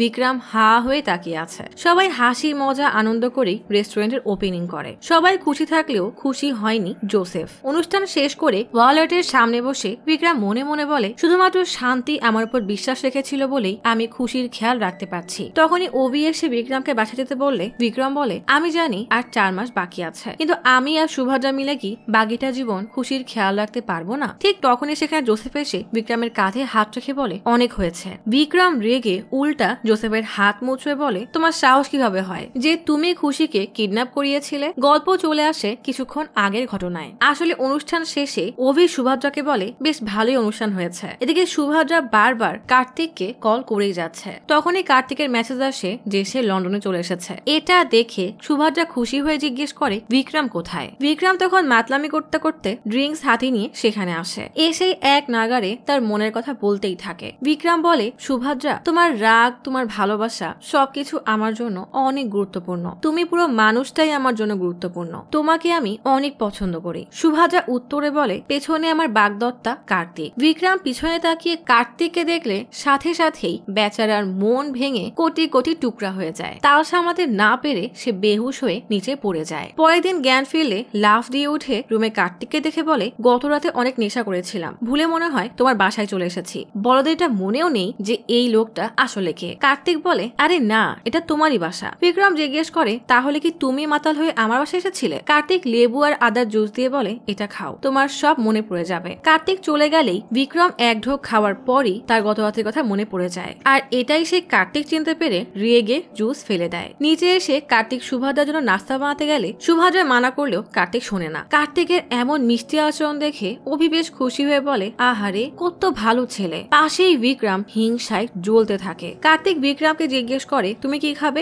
বিক্রম নিজেকে হেভি বড় এক শেফ প্রমাণ করার জন্য অমলেটের উদ্ভট রেসিপি বলতে থাকে। পেছন থেকে অভি বলে জীবনে তো রান্নাঘরের মুখও দেখনি, এত ভাব দেখিয়ে কি লাভ? বিক্রম অমলেটের টপিক বদলে কার্তিককে জিজ্ঞেস করে তোমার কাছে অনেক সময় তাই না, কোনো কাজ টাজ তো আর করো না? সুভদ্রা বলে কার্তিক আসলে পাইলট, সে বিভিন্ন দেশে দেশে ঘুরে বেড়ায়। ওভি এসে কাটা ঘায়ে নুনে ছিটা দিয়ে বলে, দেখেছো ছেলে পাইলট, আর তুমি কি করো? তোমার ডাল এখানে গলবে না। কার্তিক বিক্রমকে জিজ্ঞেস করে, তুমি কি করো? বিক্রম এবার তার ভুং ভাং রুটিন বলতে শুরু করে, যার একটাও সত্যি না। বিক্রম বলে, সকাল 6টায় উঠি, তারপর রেডি হই। বলতে বলতেই কার্তিকের কল আসলে সে চলে যায়। সুভাদ্রা জিজ্ঞেস করে, কি মনে হয় তোমাদের? কার্তিক আমার জন্য এত দূরে এসেছে, তাহলে কি খুশিকে মেনে নিবে? বিক্রম ড্যাব ড্যাব করে বোকার মতো তাকালে সুভদ্রা বলে, আমি বুঝতে পারিনি যে কার্তিক আসবে। বিক্রম বলে, সে আসবে জানলে ড্রিঙ্কস তো জীবনে ছুঁয়েও দেখতাম না। সুভদ্রা তাকে পাত্তা না দিয়ে বাইরে চলে যায়। বাইরে কার্তিক ফোনে কথা বলতে বলতে দেখে পাশের বাসায় হলুদের ফাংশন চলছে। সুভদ্রা আসলে কার্তিক জিজ্ঞেস করে, অন্যের খুশিতে আমাদেরও সামিল হওয়া উচিত। সুভদ্রা মন খারাপ করে বলে, ওরা তো আমাদের দাওয়াতি করেনি, কেন যেন আমাদের সাথে কথাও বলে না। কার্তিক কিছু না বলেই সে বাসার দিকে চলে যায়। বিক্রম জিজ্ঞেস করে, কার্তিক কোথায় গেল? অভি বলে, পাশের বাসায়। বিক্রম ভয়ে গেট দিয়ে উকি মেয়ে দেখে, কারণ এখানে সব সমস্যার মূল তো সে নিজেই। স্মিতার বাবা বিক্রমকে দেখে হঠাৎ হার্ট ফেল হয়ে পড়ে যায়। বিক্রম ভয় দিয়ে দৌড়। কার্তিক তাড়াতাড়ি করে সবাইকে সরিয়ে দিয়ে বাতাস আসতে দিতে বলে, আর পিঠে নিচে একটা বালিশ রেখে তালু মালিশ করে দেয়। স্মিতার বাবার জ্ঞান ফিরলে সে কার্তিককে জিজ্ঞেস করে, কে আপনি? কার্তিক তার পরিচয় দিয়ে বলে, আমি পাশের বাসায় এসেছি, সুভদ্রার বাগদত্তা। স্মিতার বাবা মা খুশি হয়ে কার্তিককে বিয়েতে আসার জন্য দাওয়াত করে। এই কথা সুভদ্রা অভিকে জানালে সবাই অবাক হয়ে যায়। যারা কথাই বলতো না তারা দাওয়াত দিল কিভাবে? যাই হোক, সুভদ্রা কার্তিককে রেস্টুরেন্টে নিয়ে এসে রেস্টুরেন্টের ডেকোরেশন দেখায়। কথা বলতে বলতে হঠাৎ খেয়াল করে জোসেফ খুঁড়িয়ে খুঁড়িয়ে হেঁটে আসছে, মুখেও আঘাতের চিহ্ন। সুভদ্রা জিজ্ঞেস করে, কি হয়েছে? জোসেফ মিথ্যা বলে যে সে পড়ে গিয়ে আঘাত পেয়েছে। কার্তিক বলে, এটা দেখে তো কোনো সামান্য কথা মনে হচ্ছে না। সুভদ্রা কার্তিকের সাথে জোসেফকে পরিচয় করিয়ে দেয়। বাইরে কার্তিক আর সুভদ্রা হেসে হেসে কথা বলতে দেখে দূর থেকে অভি বলে, বাহ, ওদের কি সুন্দর মানিয়েছে। বিক্রম তো হিংসায় জ্বলতে জ্বলতে বলে, তুই কি আমার বন্ধু নাকি ওই কার্তিকের? অভি পাত্তা না দিয়েই চলে যায়। স্মিতা তার বিয়ের কেনাকাটা করতে এসেছে। ট্রায়াল রুমে আসে দেখে ভেতরে বিক্রম। ভয়ে চিৎকার করলে স্মিতার হবু স্বামী দ্রুত এসে ট্রায়াল রুমের বাইরে কান পাতে। বিক্রম স্মিতার মুখ চেপে ধরে বলে, তুমি যা ভাবছো অমন কিছুই না, প্লিজ ওই সবকিছু ভুলে যাও। বলেই বিক্রম দরজা খুলে দেখে বাইরে স্মিতার হবু স্বামী দাঁড়ানো। বিক্রম পাশ কেটে চলে তো যায়, কিন্তু স্মিতা তাকে আর বোঝাতে পারে না। ব্যাস, আবারও বিয়ে ক্যান্সেল। বিক্রম বাসায় এসে মন খারাপ করে সোফায় বসলে অভি জিজ্ঞেস করে, কি হয়েছে? বিক্রম বলে, জানি না, করতে যাই একটা আর হয়ে যায় আর একটা। সবাই উল্টা আমার উপরই রাগ করে। তখনই স্মিতা এসে হাতের কাছে যা পায় তাই বিক্রমের উপর ছুঁড়ে মারতে শুরু করে। বিক্রম দৌড়ে রুমে চলে আসলে স্মিতা বিক্রমকে ইচ্ছা মতো মারতে থাকে, আর না পেরে বিক্রম কোন রকমে স্মিতাকে ধাক্কা মেরে সোফার পেছনে ফেলে দেয়। হাঁপাতে হাঁপাতে বিক্রম মাথা উল্টো করে দেখে দরজায় কার্তিক আর সুভদ্রা দাঁড়ানো। তখনই সোফার পেছন থেকে স্মিতা উঠে চলে গেলে সুভদ্রা বিক্রমকেই ভুল বোঝে। বাইরে এসে বিক্রমকে সুভদ্রা রেগে জিজ্ঞেস করে, এগুলো কি? আমি কার্তিককে কত বড় মুখ করে বলেছিলাম তুমি অনেক ভালো, তোমার সাথে আমি একদম নিরাপদ, আর তুমি তার সামনে এসব করে বেড়াচ্ছ। এই জন্যই তুমি ওর অনুষ্ঠানে ওর পিছু পিছু ঘুরঘুর করছিলে। বিক্রম বলে, আমি ওখানে অন্য কাজে গিয়েছিলাম। সুভদ্রা জিজ্ঞেস করে, তুমি কার্তিক আর খুশিকে নিয়ে একবারও চিন্তা করনি? ভিতরে অভি কার্তিককে বলে, মনে হচ্ছে না যে ওরা স্বামী স্ত্রীর মতো ঝগড়া করছে? কার্তিক জিজ্ঞেস করে, কি বললে? অভি কথা ঘুরিয়ে বলে, না, ঝগড়া করছে তাই বললাম আর কি। সুভদ্রা বলে, ওকে বিয়ে করবে না ঠিক আছে, কিন্তু খুশির কথা কি একবারও মাথায় আসলো না? তুমি এখানে থাকলে কার্তিক আমাকে বিয়েই করবে না। কিছুক্ষণ পরই সুভদ্রা অভিকে দিয়ে বিক্রমের ব্যাগ গুছিয়ে তার হাতে ধরিয়ে দেয়। কার্তিক জিজ্ঞেস করে, কোথায় যাচ্ছ? সুভদ্রা বলে, ওর যোগার জন্য 2 সপ্তাহ আরেক শহরে থাকবে। বেচারা বিক্রম খুশির কাছ থেকে বিদায় নিয়ে রাগে গজগজ করতে করতে দেয় হাঁটা। দরজা খুলে বাইরে দেখে ব্রিটিশ এক লোক দাঁড়ানো। বিক্রম জিজ্ঞেস করে, কে আপনি? লোকটা বলে, ইউকে চাইল্ড সার্ভিস থেকে এসেছি, আমার নাম ক্রিস। খুশি হয়ে বিক্রম আবারও ব্যাগ ভেতরে নিয়ে আসে। সুভদ্রা জিজ্ঞেস করে, তুমি আবার কেন এসেছো? বিক্রম ক্রিসকে দেখালে নিরুপায় সুভদ্রা হাসি মুখে ক্রিসকে ভেতরে ডাকে। ক্রিস বলে, খুশির জন্মের আগে তার বাবা মাকে ট্যুর প্ল্যান করেছিল, সেটা পূরণ করার দায়িত্ব তোমাদের, কারণ তোমরা এখন খুশির অভিভাবক। এই যে টিকিট। বিক্রমের খুশি আর কে দেখে। সুভদ্রা জিজ্ঞেস করে, আমি কি আমার বাগদত্তাকে নিয়ে যেতে পারবো? ক্রিস বলে, সেটা আপনার ইচ্ছা, কিন্তু তার খরচ আপনাকে দিতে হবে। বিক্রম জিজ্ঞেস করে, আমরা কোথায় যাব? ক্রিস বলে, ব্রিস্টল। খুশি এসব শুনে হাসতে থাকে। ট্রেনে করে সবাই ব্রিস্টল এসে পৌঁছায়। কার্তিক বিক্রমকে বলে, তোমাদের স্বাগতম জানানোর জন্য এখানে কাউকে তো দেখছি না। বিক্রম রেগে বলে, কারোর আসার হলে এমনিই আসবে। তখন একটা মেয়ে এসে বিক্রমকে জড়িয়ে ধরে বলে, কেমন আছো? আমাকে ভুলে গেছো? কতদিন পর দেখলাম। বিক্রম অবাক হয়ে জিজ্ঞেস করে, আপনি আবার কে? সবার সামনে ভাব নেওয়ার জন্য বলে, আসলে আমি অনেক দেশে ভ্রমণ করি তো তাই মনে নেই। মেয়েটা ক্ষমা চেয়ে বলে, আসলে আমি মজা করছিলাম, আমি আপনাদের গাইড তানিয়া। তুমি হয়তো শান্তি আর তুমি হয়তো অনুরাগ। বিক্রম বলে, জি না, আমি বিক্রম অনুরাগের বন্ধু, আর ওটা সুভদ্রা শান্তির বন্ধু, আর এটা কার্তিক। আমি আর সুভদ্রা এখন খুশির অভিভাবক। কার্তিক বিক্রমকে সরিয়ে দিয়ে বলে আমরা খুব শীঘ্রই বিয়ে করব। বিক্রম কথা ঘোরানোর জন্য তাড়াতাড়ি হোটেলে যেতে বলে। পথে তানিয়া বিক্রমের সাথে ফ্লার্ট করা শুরু করে দেয়। বিক্রম বিরক্ত হয়ে বলে আমি সিঙ্গেল না, আমার সাথে খুশি আছে, আর গাড়ি তাড়াতাড়ি চালাও, আমার মাথা ঘোরাচ্ছে। খাওয়ার জন্য সবাই একটা রেস্টুরেন্টে আসে। তানিয়া বিক্রমের পিছু পিছু ঘুরতেই থাকে, আর বিক্রমের খেয়াল থাকে সুভদ্রা আর কার্তিকের উপরে। বিক্রম খেয়াল করে খুশি একটা সুখী পরিবারের মতো সুভদ্রা আর কার্তিকের সাথে খাওয়া দাওয়া করছে। কখনো কখনো কার্তিকের মুখে আবার খাবারও দিচ্ছে। বিক্রম পাশে এসে প্রচুর রাগ হলেও কি আর করার, শতভোগ বাচ্চা তো। বিক্রম পাশে এসে পিলারের উপরে বসে পড়ে। হঠাৎ সুভদ্রার গলায় খাবার বেঁধে যায়। কার্তিক সামনে নেবে চিন্তা করে বিক্রম শুয়ে পড়ে। কার্তিক পানি এগিয়ে দেয়, কিন্তু কোনোই কাজ হয় না। খুশিও বিরক্ত করা শুরু করে। হুট করে কি মনে করে যেন মাম্মা বলে ডাক দিলে সুভদ্রা অবাক হয়ে যায়। খুশিতে তার চোখে পানি চলে আসে। বিক্রমও অবাক হয়ে উঠে বসে। সুভদ্রা খুশিকে বুকে জড়িয়ে ধরে, সাথে সাথেই সে সুস্থ হয়ে যায়। তানিয়া এত সুন্দর এক মুহূর্ত দেখে জিজ্ঞেস করে খুশি তাহলে বাবা কাকে বলবে? বিক্রম লাফ দিয়ে উঠে হাত বাড়িয়ে বলে আমাকে বলবে। সুভদ্রা আর কার্তিক অদ্ভুত দৃষ্টিতে তার দিকে তাকায়। বিক্রম বলে না, মানে আমি অভিভাবক তাই বললাম, বলে খুশিকে নিয়ে চলে যায়। তানিয়া আর সুভদ্রাও তার পিছু পিছু যায়, আর কার্তিক বেচারা হতবাক হয়ে দাঁড়িয়ে থাকে। বিক্রম খুশিকে বলে তোকে যে সেদিন কত কি খাওয়ালাম, কই আমাকে তো বাবা ডাকলি না কেন? তখন তানিয়া ডেকে বলে এখানে দাঁড়াও, এদিকের ভিউ অনেক সুন্দর। বিক্রম খুশি আর সুভদ্রাও পাশে এসে দাঁড়ালে তাদের একটা ফ্যামিলি ফটো হয়ে যায়। গাড়ি চালানোর সময় বিক্রম ইচ্ছা করেই হিচকে দিতে থাকে যেন খুশি তাকে বাবা বলে ডাক দেয়, কিন্তু কোনো লাভই হয় না। সবাই হোটেলে আসলে এক স্টাফ একটা চাবি দিলে বিক্রম জিজ্ঞেস করে আমাদের চাবি কই? তানিয়া বলে আসলে আমাদের আগে বলা হয়নি, আর এখন ফেস্টিভ্যালের সময় তাই রুম খালি নেই, একটু অ্যাডজাস্ট করো। কার্তিক বলে আমরা যেহেতু কয়েকদিন পরে বিয়ে করব, আমাদের সমস্যা হবে না। বিক্রম বলে আমার আর খুশির সমস্যা আছে, বাইরে অনেক ঠান্ডা, আমরা থাকতে পারবো না। সুভদ্রা বলে খুশি আমাদের সাথেই থাকবে, বলেই খুশিকে কোলে নিয়ে চলে যায়। বেচারা বিক্রমের ঠাঁই হয় ঠান্ডার মধ্যে বাইরে। রাতে সুভদ্রা খুশিকে নিয়ে ঘুম পাড়াচ্ছে। তখন কার্তিক এসে বলে যখন থেকে খুশি তোমাকে মা বলে ডেকেছে তুমি অনেক খুশি হয়ে গেছো, আমি তোমাকে সারা জীবন এমনই খুশি দিতে চাই। তুমি চিন্তা করো না, আমরা দুজন মিলে অনেক ভালো করে খুশির খেয়াল রাখবো। কার্তিকের থেকে এমন কথা শুনে সুভদ্রার অনেক ভালো লাগে। এদিকে বিক্রম বাইরে ঠান্ডায় পায়চারি করছে। তখনই তানিয়া ড্রিঙ্কস নিয়ে এসে বিক্রমকে দেয়। বিক্রম এক ঢোক খেয়ে বলে জানি না ওরা ভিতরে কি করছে। তানিয়া বিক্রমকে পটানোর অনেক চেষ্টা করে, কিন্তু বিক্রমের মাথায় শুধু সুভদ্রার চিন্তায় ঘুরছে। তাই উপায় না পেয়ে তানিয়া বিক্রমকে একটা বাড়ি নিয়ে আসে। কিছুক্ষণ পরে মাতাল হয়ে পড়ে থাকা বিক্রমের মুখের উপরে সুভদ্রা খুশির ব্যাগ ছুঁড়ে মারলে বিক্রম জিজ্ঞেস করে এত ভোরবেলায় এমন কেন করছো? সুভদ্রা বলে ওই চুন্নি তানিয়া আমাদের সব ব্যাগ নিয়ে গেছে। বিক্রম বলে না না, ও তো অনেক ভালো মানুষ। কার্তিক বলে হ্যাঁ সত্যি সব নিয়ে গেছে, আমার প্যান্টও ছাড়িনি। বিক্রম বলে দাঁড়াও আমি কল দিচ্ছি। বিক্রম পকেটে হাত দিলে তার মনে পড়ে তার ফোন তো তানিয়াকে সেলফি তোলার জন্য দিয়েছিল, দিল তো সব গায়েব করে। সবাই নিঃস্ব হয়ে মাঠের মধ্যে দিয়ে সেই একই জামায় হাঁটতে থাকে। সুভদ্রা আর কার্তিক কিভাবে ফিরে যাবে এই চিন্তার কোনো কুল কিনারা করতে পারছে না। তখন বিক্রম বলে আমরা খুশিকে হট এয়ার বেলুন দেখিয়ে তারপর যাব। সুভদ্রা বলে তোমাকে মাথা খারাপ হয়ে গেছে, টাকা পয়সা নেই, কিভাবে যাব? বিক্রম বলে কোনো না কোনো রাস্তা তো ঠিকই বের করে ফেলবো। বলেই রাস্তার মাঝখানে এসে খুশিকে কোলে নিয়ে স্বামী স্ত্রীর মতো ঝগড়া শুরু করে দেয়। একটা গাড়ি এসে দাঁড়ালে সেই গাড়ি থেকে এক বয়স্ক লোক নেমে বিক্রমকে ঝাড়ি দেয়। লোকটার স্ত্রী সিমিও নেমে আসে। বিক্রম আর সুভদ্রা খুশির খাওয়া নিয়ে ঝগড়া শুরু করে দেয়। মহিলাটির মন নরম হয়ে গেলে সুভদ্রা আর বিক্রমকে গাড়িতে উঠতে বলে। লোকটা বলে আমাদের হট এয়ার বেলুন ফেস্টিভ্যালে যেতে দেরি হয়ে যাবে। বিক্রম বলে আমরাও তো সেখানেই যাব।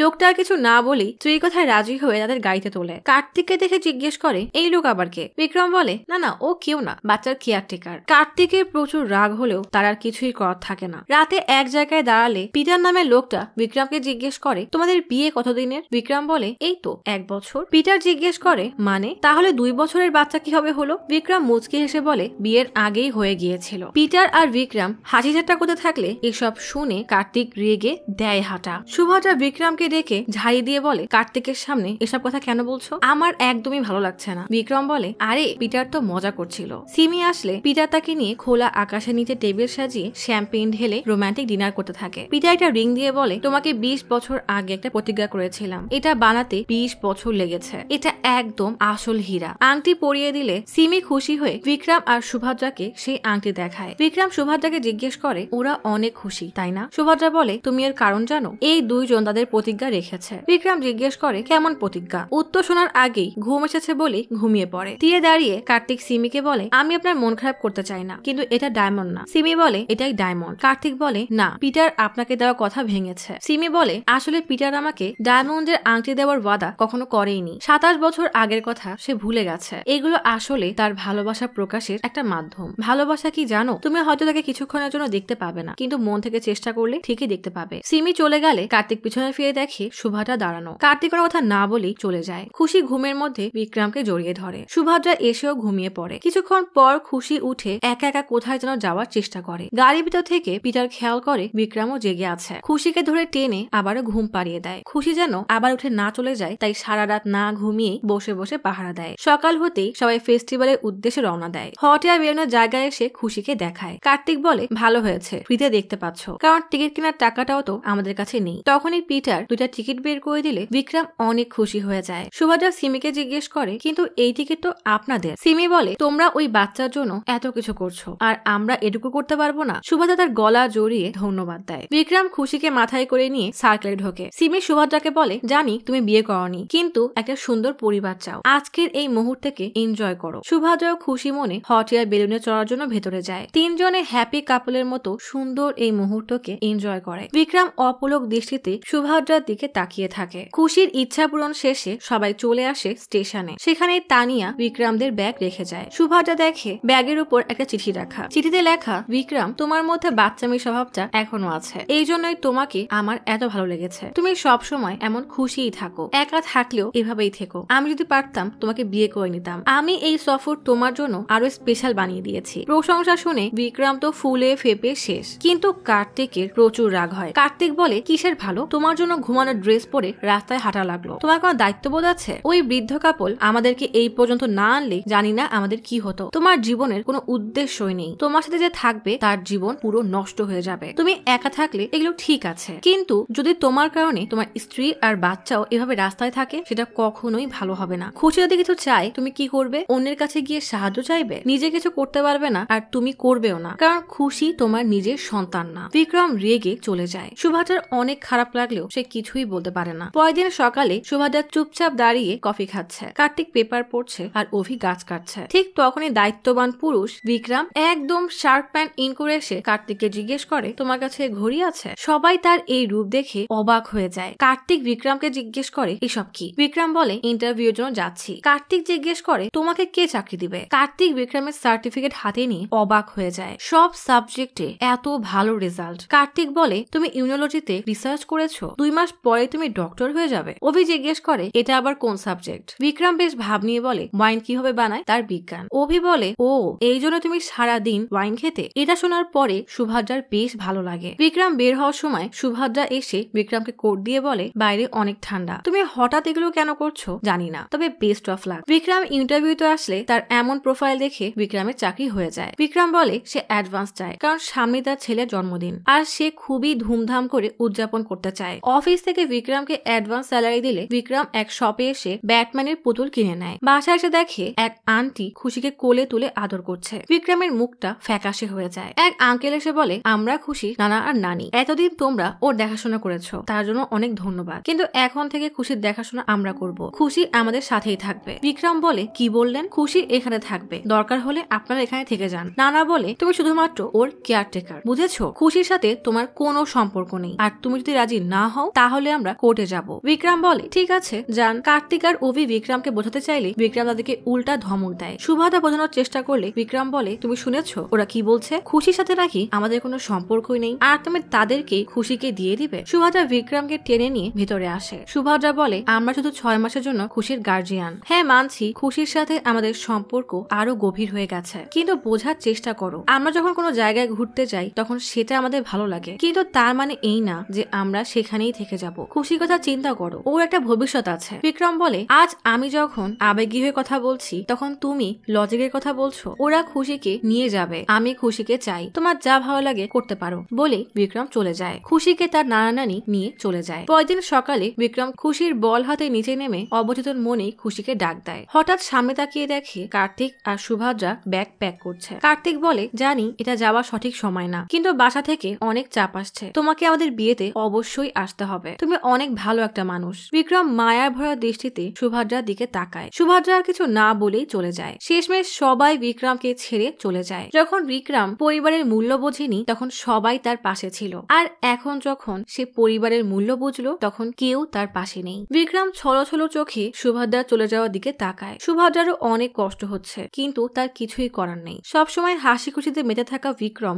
এখন সব সময় মন মরা হয়ে থাকে। এই কয়েক মাসে তার পুরো জীবনটাই যেন বদলে গেছে। খুশির দুষ্টুমি আর সুভদ্রার রাগ এসব সে আর কোনোদিনও পাবে না। এটা ভাবতেই তার বুক কেঁপে ওঠে। তার আশেপাশে সব সময় এক শূন্যতা। সুভদ্রা বাসায় ফিরতেই বাবা মেয়েকে দেখে অনেক খুশি হয়ে যায়। এদিকে 4-5টা মেইড মিলে খুশির দেখাশোনা করলেও কোনো কিছুই তার কান্না থামাতে পারে না, কারণ সে বিক্রম আর সুভদ্রাকে অনেক মিস করছে। সবাই বিয়ে বাড়িতে আনন্দে মেতে আছে, কিন্তু সুভদ্রার মধ্যে নতুন জীবন শুরু করার কোনো উৎসাহই নেই। হঠাৎ সে খুশিকে দৌড়াতে দেখে বুকে জড়িয়ে নেয়, কিন্তু কিছুক্ষণ পরেই দেখে এটা আসলে অন্য এক বাচ্চা। সাথে সাথেই সুভদ্রার মুখটা মলিন হয়ে যায়। এদিকে বিক্রম মনের কষ্টে একের পর এক ড্রিঙ্কস করেই যাচ্ছে। সে যেন এক উদ্দেশ্যহীন জীবন কাটাচ্ছে। প্রতিটা মুহূর্তে খুশি আর সুভদ্রার স্মৃতিগুলো তাকে কুড়ে কুড়ে খাচ্ছে। এদিকে সুভদ্রার বাসায় এক এক করে সব রীতিনীতি পালন করা হচ্ছে। বিক্রমের হঠাৎ কি মনে হয়, সে দৌড়ে এয়ারপোর্টে এসে ইমার্জেন্সি টিকিট কেটে প্লেনে উঠে পড়ে। এদিকে সবাই সুভদ্রাকে বউয়ের সাথে সাজাতে ব্যস্ত। ইন্ডিয়ায় পৌঁছাতে পৌঁছাতে বিক্রমের রাত হয়ে যায়। হঠাৎ বাইরে গাড়ির শব্দ শুনে সুভদ্রা হাসতে হাসতে দৌড়ে বাইরে আসে। বিক্রমও গাড়ি থেকে বের হয়ে এসে হতবাক হয়ে দাঁড়িয়ে থাকে। সুভদ্রা ভেবেছিল বিক্রম এসেছে, কিন্তু আসলে তার বান্ধবী তাকে সারপ্রাইজ দিতে এসেছে। সাথে সাথেই সুভদ্রার হাসি মাখা মুখটা মলিন হয়ে যায়। বিক্রম আসলে তার মায়ের সাথে দেখা করতে এসেছে। মাকে মন মরা দেখে বিক্রম দৌড়ে এসে মাকে জড়িয়ে ধরলে মা তার আদরের ছেলেকে বুকে জড়িয়ে হাউমাউ করে কান্না করতে থাকে। অথচ এতটা বছর বিক্রম এই মাকে সব সময় অবহেলা করেছে। বিক্রমকে পেতেই মা বিক্রমকে কি কি রান্না করে খাওয়াবে তাতে ব্যস্ত হয়ে যায়। এদিকে সুভদ্রার চোখ তখনও বিক্রমকে খুঁজছে, যে এই হয়তো বিক্রম আসবে আর সুভদ্রাকে তার মনের কথা বলে নিয়ে যাবে, কারণ সেও নিজের অজান্তেই বিক্রমকে ভালোবেসে ফেলেছে। এদিকে ছেলের মন খারাপ দেখে মা জিজ্ঞেস করে, কি হয়েছে তোর? বিক্রম বলে, আমি কোনোদিনও কল্পনা করিনি ইউকে গিয়ে একটা বাচ্চার সাথে থাকবো, তার দেখাশোনা করব। এত বছর তার বিষয়ে আমি কিছু জানতামই না, এমনকি সে আমার ছেলেও না। শুধুমাত্র 4টা মাস আমার সাথে ছিল। বাচ্চাটা আমাকে খুব জ্বালিয়েছে। আমাকে কখনো হাসাতো, কখনো আমার মন না থাকা সত্ত্বেও সারাদিন ওর সাথে খেলতে হতো। সব সময়গুলো এতটাই সুন্দর ছিল যে চোখের পলকেই 4 মাস শেষ হয়ে গেল। হঠাৎ তার নানা নানি এসে তাকে নিয়ে গেল। মনে হলো কেউ আমার থেকে আমার হৃদয়ে ছেয়ে নিয়ে গেল। ওইটুকু শিশুকে ছাড়া আমি মাত্র 4টা দিন থাকতে পারছি না। আর তুমি আমাকে 20 বছর ধরে কোলে করে মানুষ করেছো। তাহলে আমি যখন তোমাকে ছেড়ে লন্ডন গিয়েছিলাম, তোমার না জানি কত কষ্ট হয়েছিল, তাই না মা? মা কান্না করতে করতে বলে, আমি একটা সেকেন্ডের জন্য তোকে ভুলিনি। বাসা যেদিকেই দেখতাম শুধু তোর স্মৃতি আমাকে তাড়া করে বেড়াতো। কখনো হলে তোর দুষ্টুমি, তো কখনো রান্নাঘরে গেলে তোর প্রিয় খাবার। কাচের ভাঙা জানালার দিকে তাকাতেই মনে পড়তো তোর ক্রিকেট খেলার কথা। মায়ের কথা শুনে বিক্রমের চোখ থেকে টপ টপ করে পানি পড়তে থাকে। মা বলে, মাঝে মাঝে তোর মুখে মা ডাক শুনতে পেতাম, পেছনে তাকিয়ে দেখতাম তুই নেই। তোকে এত মিস করতাম যে একটা বার তোর কথা শোনার জন্য কল দিতাম, কিন্তু তুই সব সময় ব্যস্ত আছিস বলে কল কেটে দিতি। মায়ের কথা শুনে বিক্রম ভাবে কিভাবে সে পাষাণের মতো এতগুলো বছর মায়ের সাথে একটা বার ভালো করে কথাও বলেনি। তার শুধু এটাই বারবার মনে পড়ছে। বাবা বলে, আমরা তোমাকে বিদেশে এই জন্য পাঠাইনি যে তুমি আমাদের থেকে দূরে থাকো, বরং এটা চেয়েছি যে জীবনে আমরা যে অভাব অনুভব করেছি তা যেন তুমি না করো। বাবা মা তার সন্তান থেকে বেশি কিছুই চায় না, শুধু এটুকু চায় যে সন্তানরা ভালো থাকুক, আর শুধু কল দিয়ে কেমন আছে জিজ্ঞেস না করে মন খুলে কথা বলুক। আর সেই যত্ন ভালোবাসাই আমাদের ঘুমের ওষুধ হিসাবে কাজ করে। ছোটবেলায় তুমি যখন আমার হাতের উপর ঘুমিয়ে যেতে, সেই সময়টা ছিল আমার জীবনের সবচেয়ে শান্তি আর সুখের মুহূর্ত। তোমার মায়া মাখা মুখ দেখলে আমি আমার সব ক্লান্তি ভুলে যেতাম। তুমি সুখে থাকা মানেই আমরা সুখে আছি। বিক্রম হঠাৎ জিজ্ঞেস করে, বাবা সুভদ্রা কি খুশিতে আছে? মা বলে, আরে বোকা ছেলে, তুই তো ওকে হারিয়ে সুখে নেই। বিক্রম বলে, কিন্তু 3 ঘন্টা পরেই তো ওর বিয়ে। বাবা বলে, তো কি হয়েছে? তুই গিয়ে তোর মনের কথা বলে দে। এখনো হ্যাঁ বলবে নাকি না সেটা তার ব্যাপার, কিন্তু আজ যদি তুই ওকে তোর মনের কথা না বলিস তাহলে দোষটা হবে তোর। অভি বলে, এখান থেকে যেতেই তো 3 ঘন্টা পার হয়ে যাবে। বাবা বলে, তোমরা এখনই বের হয়ে যাও। এদিকে সুভদ্রার বাসায় বর মণ্ডপে বসে গেছে। সবাই গিয়ে সুভদ্রাকে আনতে যায়। বিক্রম অভিকে নিয়ে চোরের মতো শান্তির বাবা মায়ের বাসায় আসে। আমার আপনার মতো অভিও অবাক হয়ে জিজ্ঞেস করে, আমরা এখানে কেন এসেছি? বিক্রম বলে, আমি খুশিকে নিয়ে তারপর সুভদ্রার কাছে যাব। এরপর দুজন চুপি চুপি বাসায় ঢুকলে খুশি হঠাৎ ঘুম থেকে লাফিয়ে ওঠে। পাশেই তার নানার নানি ঘুমাচ্ছে। দরজার অপর পাশে বিক্রমকে দেখে খুশিতে হাততালি দেয়। খুশিকে দেখে বিক্রমের চোখে পানি টলমল করে ওঠে। সে দ্রুত এসে খুশিকে কোলে তুলে আস্তে করে বের হতে যায়। তখনই খুশির নানার ঘুম ভাঙলে সে অন্ধকার অন্ধকারে কিছু না দেখেই বন্দুক নিয়ে জিজ্ঞেস করে, কে তুমি? তখনই নানি লাইট জ্বালালে বিক্রমকে দেখে নানা অবাক হয়ে জিজ্ঞেস করে, তুমি এখানে কি করছো? নানি বলে, ওরা খুশির জন্য এসেছে। খুশি তো বিক্রমের জন্যই অধীর অপেক্ষায় ছিল। নানা রেগে গেলে নানি তাকে থামিয়ে বলে, আমরা খুশিকে এ বাসায় এনেছিলাম আমাদের একাকিত্ব দূর করতে, উল্টা আমরাই তাকে একা করে দিয়েছি। তোমার আমার সব সম্পত্তি, এত বড় বাড়ি, এই সবকিছু মিলালেও ওকে কখনোই বাবা আর মায়ের সুখ দিতে পারবো না। আগে আমরা আমাদের মেয়ের সুখ বুঝতে না পেরে একবার ভুল করেছি, দ্বিতীয়বার সেই ভুল আমি করতে দিব না। নানি হাসি মুখে বলে, যাও খুশিকে তোমাদের সাথে নিয়ে যাও। তখনই ঘড়িতে 12টা বাজলে অভি বলে, 2 ঘন্টায় বিয়েতে পৌঁছানো অসম্ভব। তখনই খুশি ইশারা করে সামনে দাঁড় করানো প্রাইভেট হেলিকপ্টার দেখায়। বিক্রম নানার দিকে বোকা মতো তাকিয়ে হাসলে খুশির নানাও হেসে দেয়। এদিকে বিয়ের বাড়িতে এক লোক এসে বলে, তোমরা তো আলো জ্বালাতে পারছো না, তোমাদের বাজি কি আদেও আকাশে জ্বলবে? বলে সবাইকে নিয়ে বাজি ফোটাতে যায়। সুভদ্রাকে মণ্ডপে বসানো হলে সুভদ্রার মনে পড়ে তার বাবাকে দেওয়া ওয়াদার কথা। সে বলেছিল কার্তিককে সে খুশিকে অ্যাডপ্ট করা নিয়ে রাজি করাবে। বাবা মায়ের খুশির জন্য সে বিয়েতে বসে তো পড়েছে, কিন্তু খুশি তার সাথে নেই, হারিয়ে ফেলেছে বিক্রমকেও। তখনই হঠাৎ মাটির সব ধুলো উড়িয়ে হেলিকপ্টার নিয়ে আসে বিক্রম আর খুশি। সবাই হতবাক হয়ে তাদের দিকে তাকিয়ে থাকে। বিক্রম আর খুশিকে দেখে সুভদ্রা মণ্ডপ ছেড়ে ছুটে চলে আসে। বিক্রমকে এভাবে দেখে সুভদ্রার চোখ ছল ছল করে ওঠে। তখনই সেই লোক এসে জিজ্ঞেস করে, আরে ভাই, কে আপনি? বিক্রম বলে, আমি জানি তোমার কাছে একটা ওয়াদার কতটা মূল্য, তার জন্য তুমি এসব করছো, তাই না? আমি এটাও জানি তুমি ওয়াদার ভার সইতে সইতে ক্লান্ত। লোকটা বোকার মতো তাকিয়ে ভাবে, এ আবার কোন পাগলের পাল্লায় পড়লো। সুভদ্রা বলে, তুমি এসব কথা ওনাকে কেন বলছো? বিক্রম বলে, তোমার বাবাকে বলবো না তো কাকে বলবো? সুভদ্রা বিরক্ত হয়ে বলে, আমার বাবা তো বিয়ের মণ্ডপে দাঁড়ানো, দেখেছেন কাণ্ড, আসছে প্রপোজ করতে, অথচ মেয়ের বাবাকে ঠিকমতো চেনেও না। সামনে এসে সুভদ্রার বাবাকে আবারও সেই একই ওয়াদার লাইন বললে অভি বিরক্ত হয়ে বলে, আরে ক্লাইম্যাক্সের সময় এত ফাও বকতে হয় না, সময় কম, তাড়াতাড়ি সব বলে দাও। সুভদ্রা কান্না করতে করতে বলে, তুমি কেন এসেছো? বিক্রম পাল্টা প্রশ্ন করে, তুমি কেন চলে আসলে? সুভদ্রা বলে, তুমি কি জানো না কেন এসেছি? তখনই মণ্ডপ থেকে পুরোহিত বলে, বিয়ের সময় পার হয়ে যাচ্ছে, মেয়েকে ডাকেন। বিক্রম জলদি হাঁটুর উপরে বসে খুশিকে এগিয়ে দিয়ে বলে, আমাকে বিয়ে করো প্লিজ। খুশি মাসুম দৃষ্টিতে সুভদ্রার দিকে তাকিয়ে থাকে। এমন চাহনিকে কেউ কি আর না বলতে পারে? বাবা মণ্ডপ থেকে সুভদ্রাকে থামাতে গেলে কার্তিক তাকে আটকায়। বিক্রম না পেরে বলে, কথা দিচ্ছি তোমার আগে ঘুম থেকে উঠবো, খুশির জন্য ব্রেকফাস্ট আর তোমার জন্য কফি বানাবো, কোনো মেয়ের দিকে চোখ তুলে তাকাবো না, কোনো বারে তো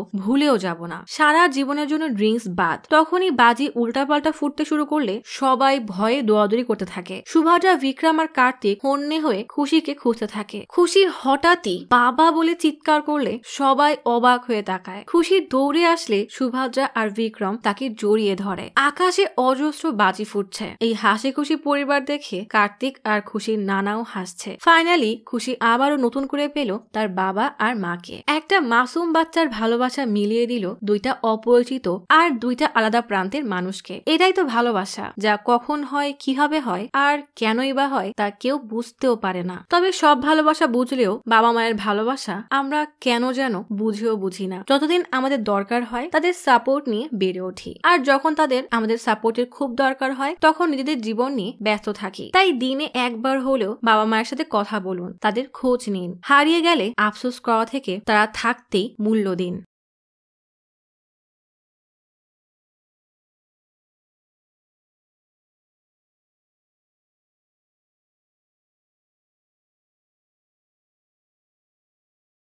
আজ তাহলে এখানেই চলে যাচ্ছি। শীঘ্রই ফিরবো নতুন অথবা পুরাতন ইউনিক কোনো মুভির গল্প নিয়ে। ফিরে আসা পর্যন্ত লাইক, কমেন্ট এবং সাবস্ক্রাইব করে অচিরার গপ্পসপের সাথেই থাকুন। পাশে থাকা বেল আইকনটি ক্লিক করে রাখুন। দেখা হবে পরের ভিডিওতে।